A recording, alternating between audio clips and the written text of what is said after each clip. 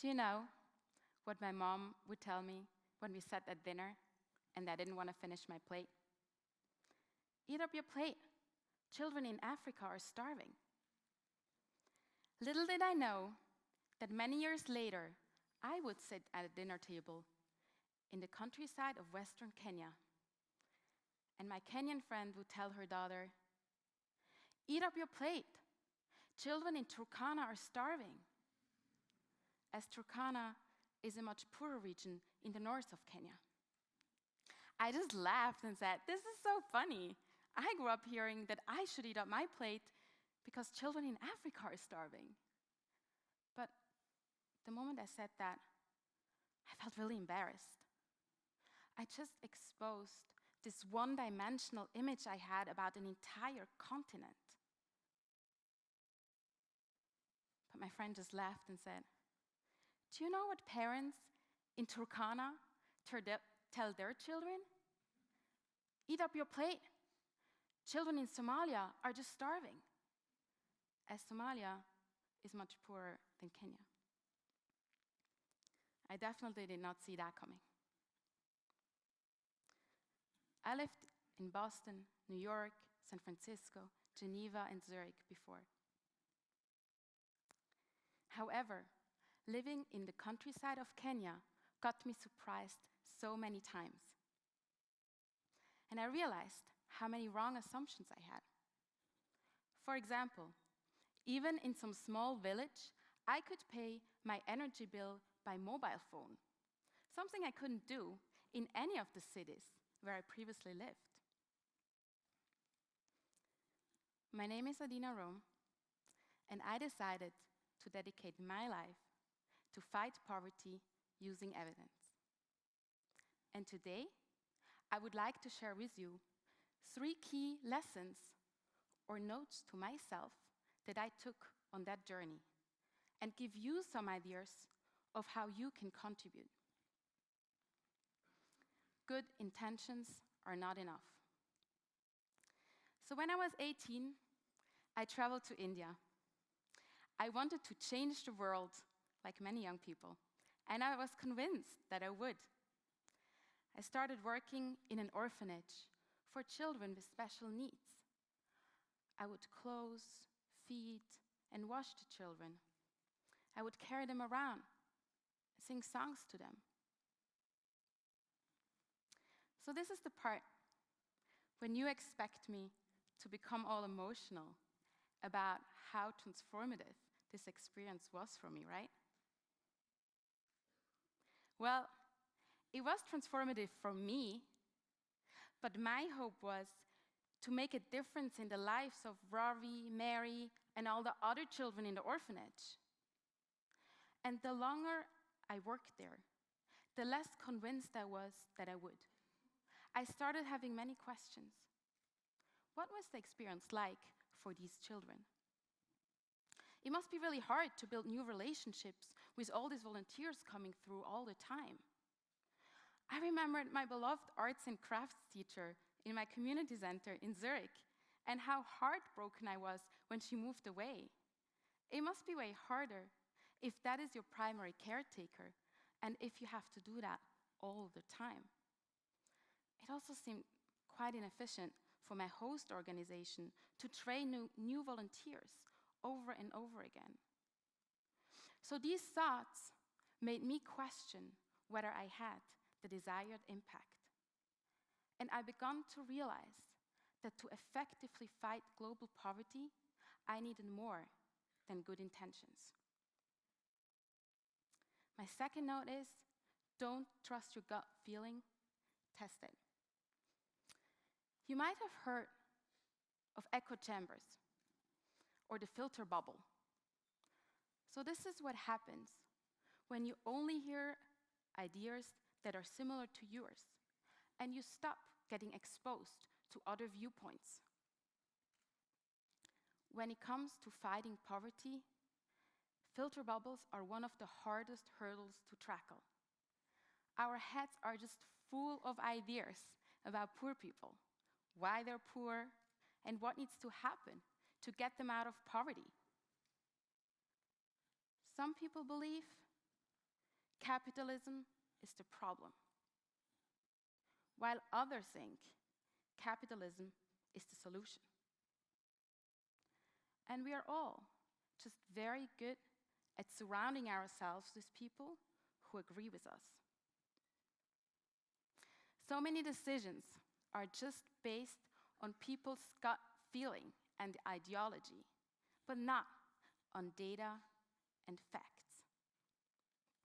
In some cases, just 3 words could save millions of lives. These 3 words are,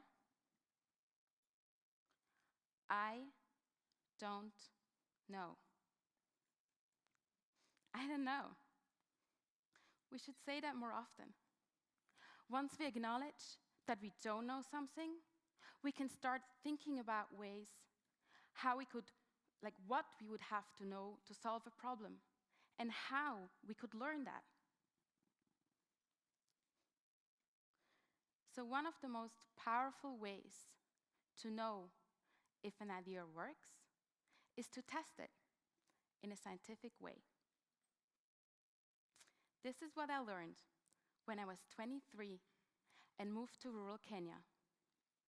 I was incredibly lucky to work with, and more importantly, to learn from farmers, nurses, and other members of the community around me, as well as my Kenyan colleagues and some of the most famous professors from MIT, Harvard, Berkeley, and Stanford. Our mission was to develop and test solutions to solve health, education, access to microfinance, and some of the other challenges of the communities around us. We would apply a similar method than medical trials. The method's called randomized controlled trials. So we would randomly put study participants in a treatment group that benefit from the program and a control group that wouldn't. And then we would track the differences between the 2 groups over time. You might know that for medical trials. However, we tested social programs and not medicine. It's a similar approach than A/B testing that Google, Facebook, and a lot of other tech companies constantly use to improve their products. You must have participated in hundreds of such trials simply by using their products. And some of you might also know the lean startup methodology, build, measure, learn. So randomized controlled trials helped us to revolutionize medicine. They also allowed us to build some of the most successful companies in the world through A/B testing.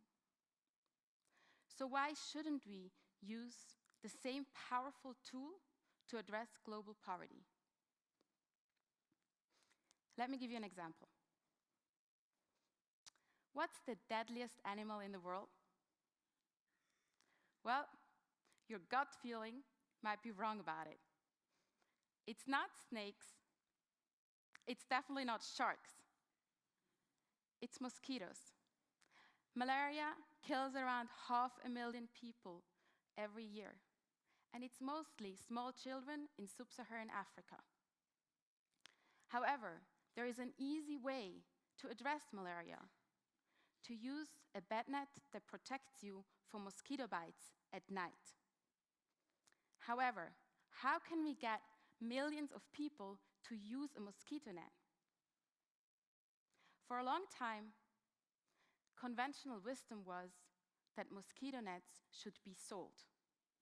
The fear was that if they were free, that would lead to waste. So maybe you remember when you were at a train station and there was a promotion, and you were offered a coffee shake. It didn't look that appealing, but you took it anyways since it was free. And then, as soon as you were out of sight of the people who gave it to you, you threw it away.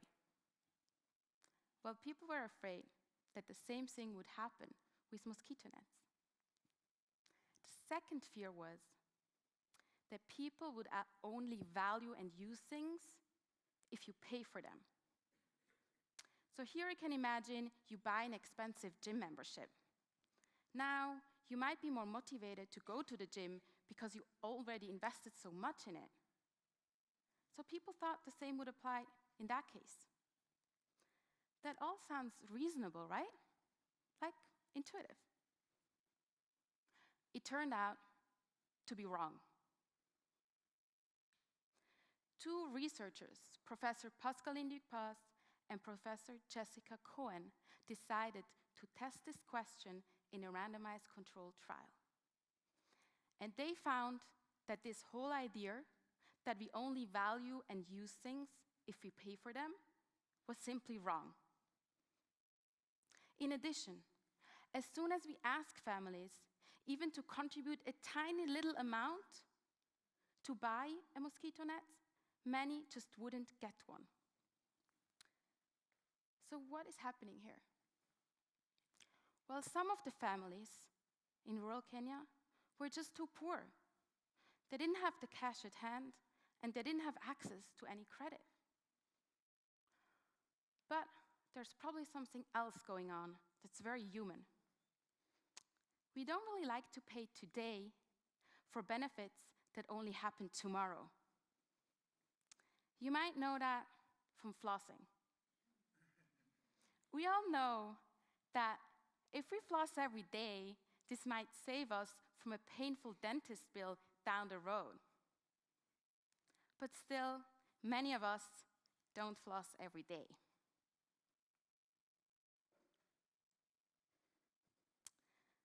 So this research contributed to a policy shift. Today, the World Health Organization recommends the free distribution of mosquito nets. And 43 out of 47 countries with malaria have free distribution programs. The ownership of mosquito nets dramatically increased, and more importantly, the use increased as well. What's most important about that? This allowed us to avert 450 million cases of malaria and to save 4 million lives. So this illustrates how important it is to go beyond your gut feeling and to test your assumptions. And in this case, answering a seemingly tiny questions like how to distribute mosquito nets literally saved millions of lives. My third note is, be part of the solution.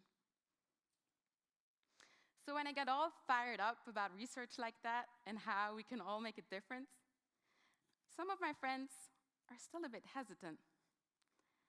And they say things like, well, isn't the world going downhill anyways? What difference can I do? I could donate, but shouldn't the really rich people give before I do? Well, if these thoughts sound familiar to you, I have very good news for you. You're not alone. Most people dramatically underestimate the progress that we have made so far. And it's not a surprise. While we constantly hear about crisis, there is very little reporting about the unprecedented progress we have made. When in fact, poverty is reducing at a rate we have never seen before. And people's lives are changing accordingly. So in the 1950s, around the time my parents were born, 1 out of 5 children worldwide would die before their 5th birthday. Imagine, 1 out of 5. Today, it's 1 out of 25 children worldwide. This progress is remarkable, but still, we could do way better than that. How do I know? I know because we already do much better than that in some parts of the world. In Europe, less than 1 out of 250 children dies before their 5th birthday. While I'm not saying that it's easy to get the whole world to the level of Europe, it is possible. As today, we have more resources, we have more knowledge, and we have better technology than ever before. So here are some ways how you can take advantage of the extraordinary time we all happen to be born in and to be part of the solution. First, no matter what you do, you can apply a learning mindset. You can question your assumptions, and you can acknowledge when you simply don't know something. Second, if you work for an organization that runs social programs or that funds them, you can use evidence and scientific methods to further increase their effectiveness. Third, you can use your political voice to put global challenges on the agenda and to use evidence to address them. Fourth, you can donate part of your time or part of your income to organizations that fight poverty using evidence. Let us all use the power of data and scientific methods to question our assumptions and to create a world of opportunities for everyone, no matter if they happen to be born in St. Gallen, Busia, Turkana, or Somalia.